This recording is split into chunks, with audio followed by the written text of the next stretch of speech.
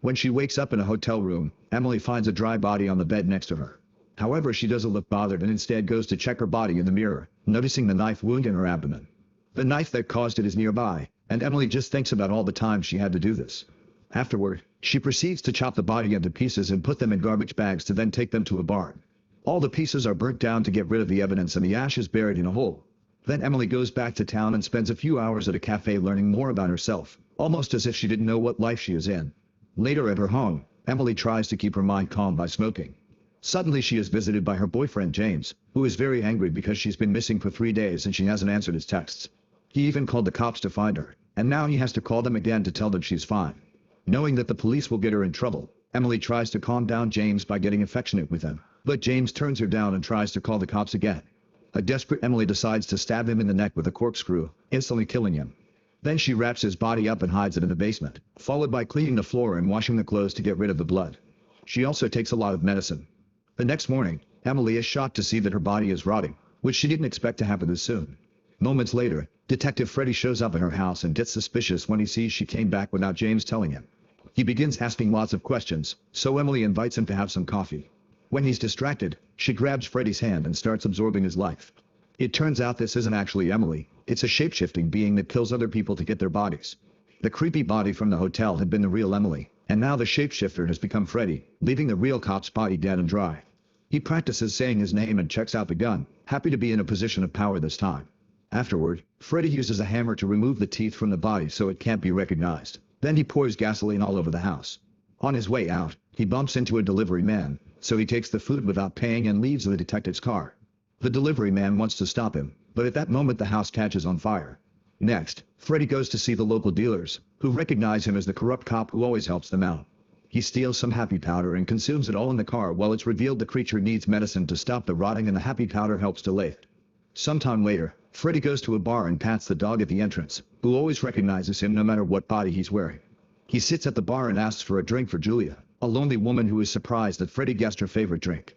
Freddy makes a joke about being a psychic, but in fact he comes to this bar all the time in different bodies and watches her come every night to drink alone. They start chatting and quickly hit it off, so they move to the alley behind the bar to kiss passionately. Suddenly Freddy feels pain in his abdomen and he panics, yelling at Julia to make her leave. Then he realizes this is the wound from Emily's body, which makes him worry because wounds have never body jump along with him. While holding onto his wound, he walks down the street and uses his police badge to harass a couple in a car. Rachel is immediately kicked out, but Freddy makes Sam stay to steal his body. Sam tries to defend himself, but the creature gets what he wants in the end. Afterward, the new Sam takes the car to a private spot to destroy the body with a hammer, only to be interrupted by a call from his wife who asks him to come back. Sam goes home to his family, but he quickly learns that the couple doesn't get along and that their relationship is in shambles. The next morning, one of the kids wakes him up by jumping on him, and Sam can't help yelling at her to leave him alone. He's still feeling the pain of the wound, so he ignores his family and rushes to his office, where he discovers that Rachel is the receptionist. A memory from Sam reveals he had been harassing her and Rachel turned him down, so Freddy saved her just in time. Sam is a dentist, and since the creature has been in a dentist's body before, he goes ahead and continues to treat Sam's patients. During lunch break, Sam goes to a restaurant and is shocked to see Julia on the street. He runs out and tries to get a taxi to follow her, but the driver points out that it's stalking and refuses. Then he decides to distract himself by going to the movies alone. In the evening he has dinner with his family, but this only depresses him more because he can't remember his own family or anything from before he started jumping from body to body. He also keeps staring at the knives, feeling the urge to kill. Needing to drink to deal with his mood, Sam goes to the bar while ignoring his family's pleas. Julia sits next to him and remembers seeing him around with Rachel, so Sam shares that his marriage is a disaster and that he only wants to have some fun. In return, Julia reveals she used to have a husband and a son. The boy died from a severe illness when he was only 3, and this strained her marriage for years. One night, her husband surprised her with a very romantic dinner, and they finally got to have fun and laugh again. They spent the night doing the dirty, but the next morning, Julia woke up to discover her husband disappeared without a trace. After sharing a drink with Julia, Sam goes to the bathroom and sees this body is starting to rot too. Panicking, he says goodbye to Julia and rushes to hide in a motel, where he consumes more happy powder. A few hours later, he gets agitated when he notices the rotting is spreading pretty fast, so he must hunt for a new body soon. He calls Rachel to apologize for what happened before asking her to come help him because he's sick. Moments later, Rachel shows up at the motel but Sam doesn't open the door, he just tells her to come in. Rachel gets worried when she sees the room has no lights on, as she very carefully approaches the bed, only for Sam to grab her and steal her body. For some reason, This time it hurts more than usual. The new Rachel stares at the dry body on the bed and takes more medicine, realizing she has access to lots of it. At that moment she gets a call from her boyfriend and she has to make an excuse for why she left in the middle of the night. In the morning, Rachel takes the chopped body in bags to the barn again to burn it down and hide it. However, this time she is seen by a neighbor, who asks if Rachel knows anything about the barn's owner and points out she always smells something funny in around here. It's implied the creature took the owner's body before and already discarded it. Rachel immediately drives away without saying a single word and goes back to the dentist's office, where she uses her employee key to steal a bunch of medicine. Afterward she goes to her apartment and takes medicine pretty often, hoping it'll keep the rot at bay. In the evening, she decides to dress up nicely and go to the bar, unaware that her boyfriend Tommy sees her leave. After the dog welcomes her again, she sits next to Julia, who recognizes her as Sam's date. They chat for a while and Julia comments that Rachel has sad eyes, so she offers her business card, explaining she's a counselor and can lend an ear any time. After Julia leaves to talk to Robert, John takes over her seat and begins hitting on Rachel. At first she ignores him, wanting to spy on Julia to know what her relationship with Robert is. However, at that moment the TV shows her as the main suspect behind a case in the barn. Needing to escape, she accepts John's advances and leaves for her apartment with him. They share some happy powder and John tries getting dirty with her, but when Rachel turns him down, he gets too aggressive and tries to force things. Rachel pushes him off and rushes to grab a knife to attack him, but John is quick to defend himself and disarms her. Then Rachel breaks a bottle on his head and tackles him to the ground, so now John can grab the knife. He tries attacking her, only for Rachel to beat him down with a lamp and retrieve the knife. After getting stabbed once, John tries to run downstairs, but Rachel follows him and proceeds to stab him multiple times in the quarter. Then she returns to the apartment and grabs all the things she needs to escape. On her way out, she discovers a neighbor is calling the police, so she hurries to run away only to be seen by the cops outside. Luckily she runs faster and takes a hidden alley to find an old garage where she spends the night hidden. The next morning, she wakes up to find the dog sleeping next to her and her skin already rotting. There are also multiple lost calls from her boyfriend Tommy, who suddenly shows up at the garage because he tracked her phone.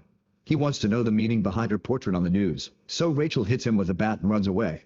Tommy tries following her, but Rachel hides in the back of the truck while feeling the pain in her abdomen again. She needs a new body soon but doesn't want to take Tommy's because the cops will investigate him while looking for her. Thinking he doesn't have much time left, Rachel goes to the address on the business card to find Julia and tell her the truth. However, she finds her meeting with Robert, which makes her very jealous. The rotting on her arm is starting to expel pus, which inspires her to stalk Robert instead of Julia. She follows into his house and pretends to be the delivery, killing Robert for his body as soon as he opens the door.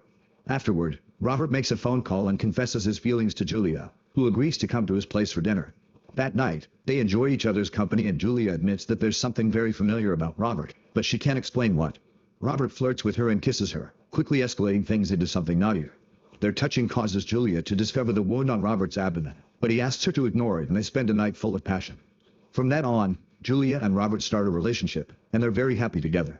They go on dates, have fun, and get dirty whenever they feel like it. Robert finally has what he wants and doesn't feel the need to search for a new host, although he does go back to take care of the last body and throws it in the river. He also keeps on taking medicine. One morning, Julia sees the news about 6 deaths in town and realizes she's met all those people at the bar. Robert hugs her to comfort her, promising to protect her. That night, Robert sees rotting on his hand and suddenly has pain in the abdomen again, so he finally accepts he must confess the truth. Robert tells Julia they need to talk and shares his earliest memory. When he was a child back in 1954, he killed his mother by accidentally taking over her body. He doesn't know what he is or if there are others like him, but he does remember feeling his mother's pure love in her body. Since then he's been jumping from body to body, but he never felt a love so pure again until the day he took over the body of Julia's husband. That romantic night had actually been prepared by him, and he had hated having to leave her the next morning. Almost every day after that he returned to the bar in different bodies to try to connect with her again. At first Julia doesn't believe him, but when he mentions the details of the romantic night she has a breakdown and takes a taser from her back. Robert swears he loves her and won't hurt her, however Julia is too scared and tasers him down before punching him a couple of times. Desperate to survive, Robert touches her and steals her body. The fact she's killed the woman she loves leaves her devastated and she goes to the bar for a drink, where she thanks the barman for always being there for her. That night, Julia doesn't body jump and lets the rotting take over her body. To her surprise, instead of dying her power creates a nasty cocoon in which she stays all night. In the morning, the creature breaks the cocoon as if it was an animal's birth and rushes to the mirror to see an old man covered in wounds, assuming this must be the real him. He doesn't understand what this means, but he goes to the park to think, and he's soon joined by the dog. Make sure to subscribe and turn on notifications so you can watch more videos like this. Thanks for watching.